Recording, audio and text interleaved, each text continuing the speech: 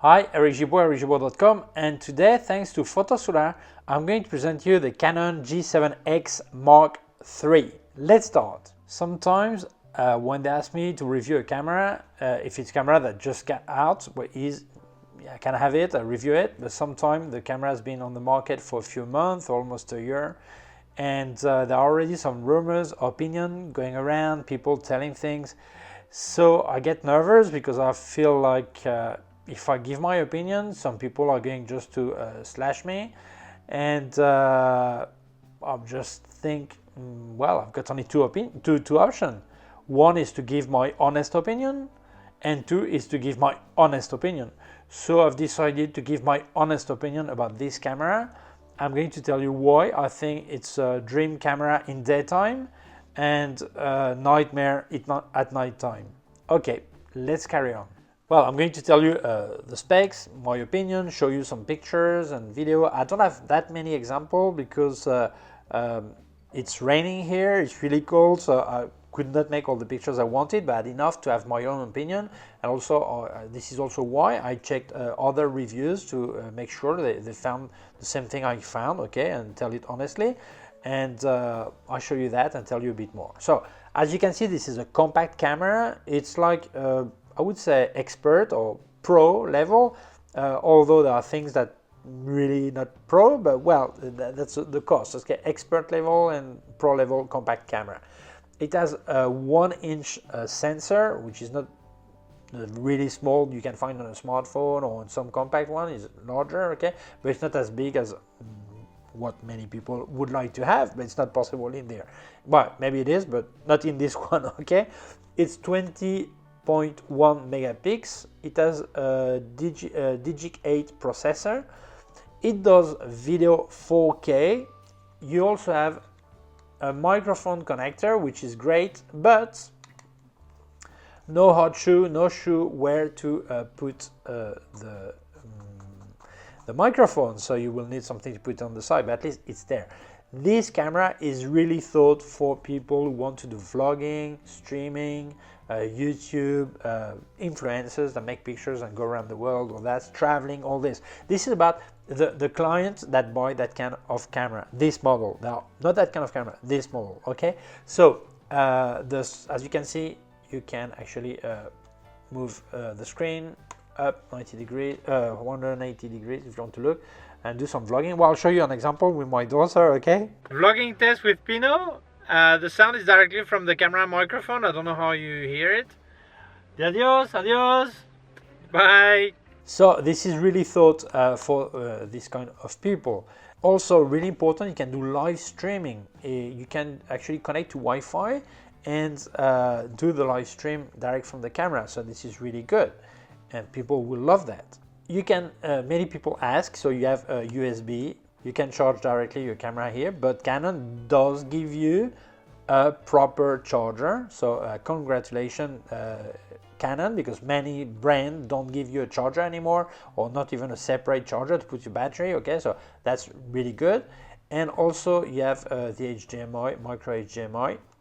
Okay, here you have a dedicated button to activate the Wi-Fi, okay, so this is nice camera to have in hand. The zoom, let's speak about the lens. So you switch it on. The lens is the equivalent full frame of 24 to 100 millimeter, which is okay for this size. For me, it's okay. It's acceptable luminous, acceptable, I would say good, no, because it at wide angle you get 1.8 and aperture, and at tele 100 millimeter you get 2.8, which is really okay in my opinion. Okay, some people will think it's maybe short, I don't know, I think it's okay to me. And the maximum aperture, well, the closest aperture is f11. So f11 is not that high, but this is really usual for that kind of camera, and this is why Canon has put ND filter, integrated ND filter, so it is really good, because this way you can cut light. You want to be at maximum aperture, you want to cut light, it is possible, so really good. I would say the zoom lens, the zoom is electronic zoom like this, and it is far too slow. As you can see, it is really slow, really slow, really slow, okay? So If you're doing video, that's not a problem because you don't want to go really too fast. But if you're doing pictures and you need to go fast, this is really too slow. So it would be good to have like some Lumix I've seen. You have two options. You have one on the barrel or somewhere, and another one here. You can pick the one that is fast or slow. Okay, well, this one is too slow. It has stabilization. I would say IBIS, but obviously everything is in your body because the lens you cannot change it. So it gives you a 4-stop stabilization. Doesn't sound too much if you compare to some that goes 6 and all this, but I think this is far enough in that kind of camera. Why? Because nothing moves in there, so actually, well, not much. Okay, so you can really drop your speed a lot, unless if it's action photography, but if normal street or whatever photography, you can drop the speed a lot, and it's really okay, you know, so you don't need such a higher stabilization. 4-stop is fine to me. The autofocus, it has up to 31 points of autofocus. Face detection, I didn't say face detection, I did say face detection. Focus peaking, you can actually manually focus the lens, but then there's a problem because you actually use this ring, and this ring is the one for the aperture. Here you have the one for speed, okay? But so if you have press, then you can actually manually focus if it's activated in there. You can also have focus peaking to know exactly what you're focusing. But it's really tedious, it's really not practical, because if you lift your finger a bit, then you go back to the aperture, and then you move, and then you've changed your aperture. For me, it was a nightmare, okay? And manual focusing is not that clear, although you have focus picking, it's not easy. I didn't like it at all. The autofocus has one thing that is good. You can, at wide angle, you can actually focus from 5 centimeters only, that's about this, and on 100 millimeter, 40 centimeters. So you could actually use this camera for proxy or product photography, and that's good. You can actually do focus bracketing, so the focusing point is moving forward and backward to make several pictures, and then you stack them together and get one picture and everything is in focus. So it is really good that you have this. So back to the autofocus. In daytime, it's okay. It's okay. Sometimes it doesn't. I made some picture with my windshield in the car, because my van, because you have some drop of rain. It was a bit hard sometimes to catch it. It was not a bit complicated, okay. But when it becomes dark, nighttime or low light photography, this is an absolute nightmare. Whether it is in video, whether it is in photography, this is really a nightmare. So this is a serious problem, because I think for that kind of camera, you would expect to have this famous dual pixel that Canon is using. It is brilliant, the focus system, it works really well, and they just put in about 800 euros camera, they've put a contrast detection, and it doesn't work good. That's not good. So that's a big disappointment to me, okay? As I said before, you have ND filters, and you can go up to 3 stops, so that's good. I think that's enough for what most of us want to do. That's great. ISO, it goes from 125 up to 12,800 ISO, and then you can push it to 25,600.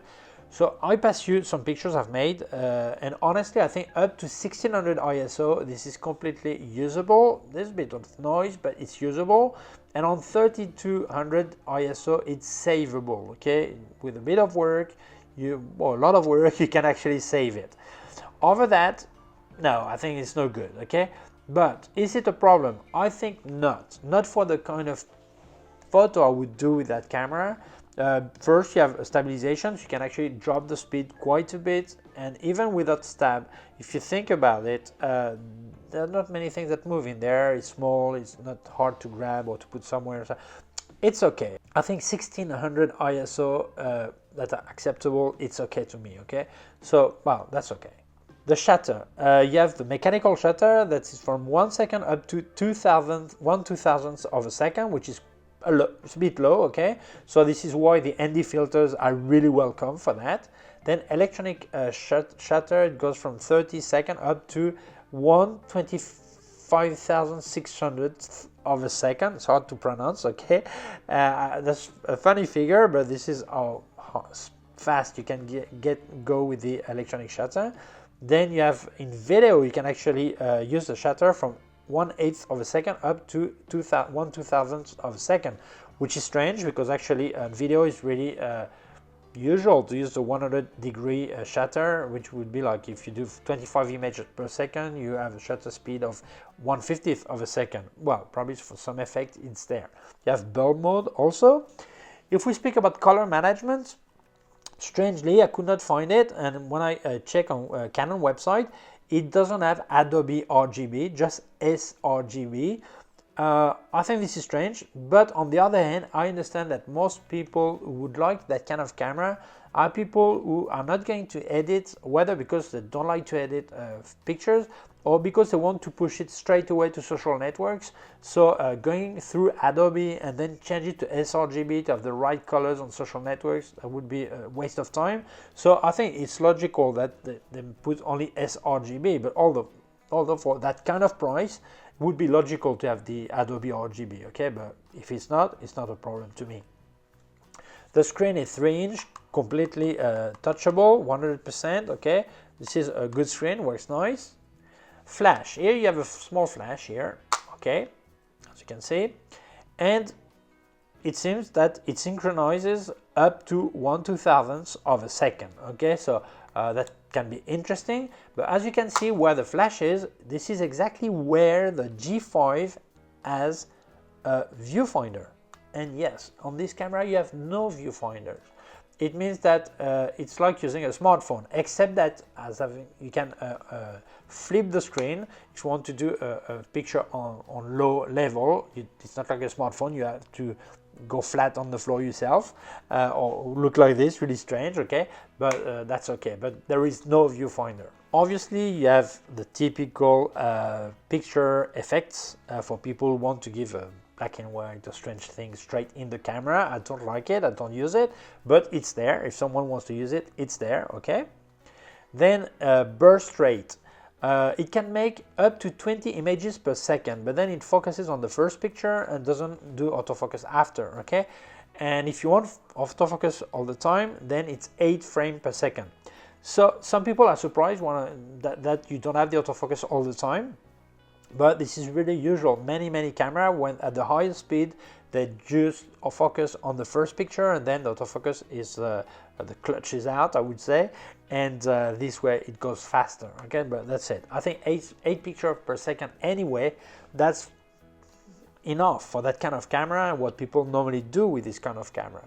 Many people, when they see a compact camera, they wonder if it will be possible to do RAW file. Yeah, it has RAW file, C-RAW, and also JPEG. So that's okay. If you want to work in RAW, it is possible. Let's speak about video. Well, it does 4K at 30 frames per second and 25 frames per second. There is no 24 frames per second.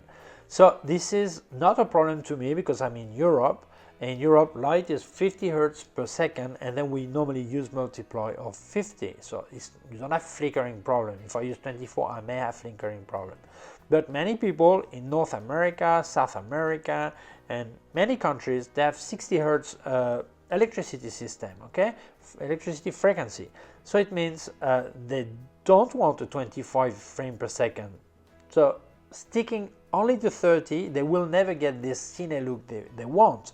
And this is a problem because many people who travel and YouTubers and influencers, all these guys, they like to do this cinema look. So they like to work with 20 frames per second, 24 frames per second. So I don't know why it's not here.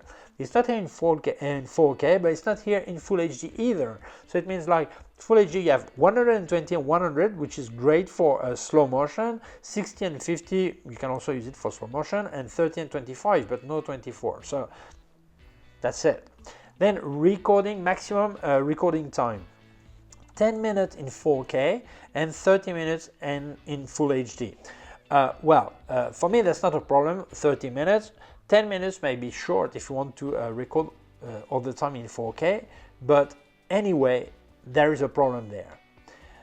I don't have the problem myself because it's really cold at the moment, but many people like Potato Jet and many other people, they've reviewed this camera, it was hot, and in 4K, it was a nightmare because it was overheating all the time. So it means like that to record like 10 minutes or 5 minutes, stop, 5 minutes, stop, 5 minutes, stop. And when they added altogether 15 minutes, that to wait maybe an hour for this to be cool and to be able to record again. So it was a real nightmare according to them. But I believe, because there were so many people, serious YouTuber telling the overheating problem, that I do believe what they said. One thing that is really great is that you can do vertical video. I don't like vertical video, but you have to live with your time. And our time now is, for many of these people who do YouTube and Instagram, TikTok, all this, they have to record vertical for the stories. TikTok is always vertical, but when you look at Instagram stories, it's vertical. YouTube stories, they also have, is vertical. Facebook stories, vertical also. So this is great that you can record in vertical position. This is really good. If you want GPS, you have it, but you don't have it in the camera. You have to connect to your phone and actually grab the information for you from your phone, which I think it's fine, because most people have a smartphone in their pocket anyway. So if you're Wi-Fi connected or Bluetooth connected, then you get the information from the GPS, so that's fine. It uses SD card, and the SD card is placed here on the battery compartment, and then we come to speak about the battery. It is a really small battery in all sense, the size and the capacity. So it means that this camera will give you, on a full charge, 265 pictures, and if you use the eco mode, then it's 320 pictures. This is really low. For me, this is really a disaster. If you go traveling, you want to have something better than that.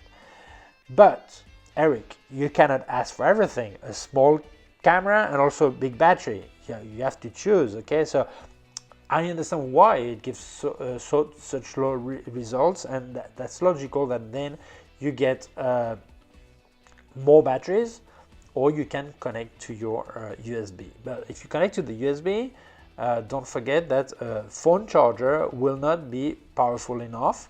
You will probably need to use your computer charger, your notebook charger, to charge this camera, because the smartphone charger is not enough. Okay, you can also connect to a power bank and then it will work. Okay, but take it into account, the battery is short, so if you're going to travel, buy extra batteries or buy a power bank. What I like the way it fits in your hand, and also the way this, for the aperture and for the speed, that's fine. It becomes a mess, really a mess, when you want to use it also for a manual focus, but otherwise that's okay. Manual focusing, that's okay. The high speed for the flash synchro is fine. I think it's really good. The ND filters that are integrated, this is really good news. Congratulations, Canon, you have a separate charger for the batteries, because nowadays many companies like Fuji, they don't even give you a charger anymore. Some give you just a cable, or they give you a charger to charge via the USB port, but Canon still gives you a real charger, so you can actually remove the battery and put it there, place it in the charger, so, and then place another one. So you don't have to be dependent on the cable full time. It can be charging. Okay, so I think this is really good. What I think is great also for many people who want that kind of camera is you can do live stream using Wi-Fi. So it's really brilliant. What I did not like, well, there are several things that are not too good for me.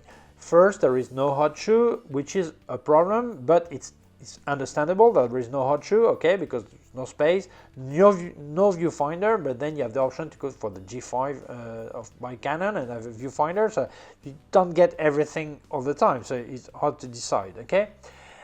The big nightmare is the autofocus. That's it. Daytime, this is a dream camera, nice to use, really nice. Nighttime, it's a real nightmare because the autofocus is a disaster, okay? For many people, not having 24 frames per second will be a problem. And there's also one thing that is a bit a problem to me. There is a problem with flare. I'll show you some pictures. It's true the sun is in front of me, so it's normal there is some flare. But why did I make that picture? Because most people, influencers, Instagrammers, all this, they like to do sunset or sunrise. The sun is in front, and the flare is not a problem. The problem with the flare is when you have a massive bluish stain in the center. that's a problem, because this is not a nice flare. This is like this. But also, I show you another picture. You see a ray of light coming through the trees, and then it also makes this stain, this blue stain in there. So I think this is a problem, because most of these people who buy that camera, they do the typical landscape, dreamy place at sunset. So having such a flare is too much. That's a problem, in my opinion. Would I recommend this camera? Well, honestly, it all depends what you want to do. I think this camera is for people who do not want to use a smartphone. Except for the ND filter and the zoom, optical zoom. In my iPhone, I actually need to use any of the 3 cameras, and my maximum is 65mm, not 100mm on the iPhone 12 Pro Max, okay? 65 equivalent. So it means that this is more practical, and the ND filter are great. I don't have that on my smartphone, okay? And the orientable screen, flip screen, that's nice if you want to make a picture on the floor or above my head or whatever. That's nice, okay? I don't have that on the smartphone. But I guarantee what the iPhone is doing, in my opinion, is better than this. So this is really for people who don't want to use a smartphone. It's true, an iPhone is more expensive than this, but it's also a phone, also gives you more things. But if you don't want an iPhone, you also have Huawei that has great cameras, you have Samsung, great cameras, Xiaomi, great cameras. So it means you have other options than this. So it's really if you do not want to use a smartphone, okay, in my opinion. So if you don't want a smartphone, you want this. And can I recommend this for these people who don't want a smartphone? Well, if you're going to use it daytime, normal time, moment of the day, all this, traveling, that's fine. If you want to use it when there is low light, indoor photography, all this, I cannot recommend it, because the autofocus is too lousy, giving too much problems. So honestly, it's really hard to tell you if it's okay or not. Depends on what you want to do. And I've got the same thing as when I reviewed the Lumix LX100 Mark II. I've got a link here. I was criticizing that the lens was not that sharp in the corner. And at that time, it was a price similar to this. But now the price has dropped like 30%. Then now I say, oh yeah, but for that price, then I forgive this corner that's too soft. Same thing with this. If that camera, instead of costing like almost 800 euros, would cost like 500 euros or 450, then I would say, well, you cannot ask more for that, because for that price, that's fine. But not for the price asking for it. And this is a bit my big dilemma. And there are many people who have resold this camera because of the point I'm telling. So it's really down to you. What are you going to use this camera for? Maybe you're better off spending more money, if not on a smartphone, if you do want a camera, spending more money on a Sony RX 100 Mark VII, I think it's the name. No, I can't remember, I'm not sure. Yeah, RX 100 Mark VII, which is a lot more expensive, but they don't have that many problems that I'm telling here, okay? So it's hard to decide. For me, it's too expensive for what they give, okay? And the problem are hard to forgive for that kind of camera. So that's it. So thank you for watching the video. Thank you very much, Photosura, for lending me the camera so I can show it to you. If you feel this video may interest other people, please share it on social networks. If you have not done yet, please subscribe to my YouTube channel. There's a small button down here and a small bell. If you click on the bell, get notified when I upload a new video. My website, ericgibaud.com. If you have any question, can leave a comment below. I also put you links of my gear on Amazon, also links to other parts of my YouTube channel. I also give you a link to my PayPal account in case you wanted to make a donation. I always appreciate. Thank you very much. Please take care of yourself and see you soon.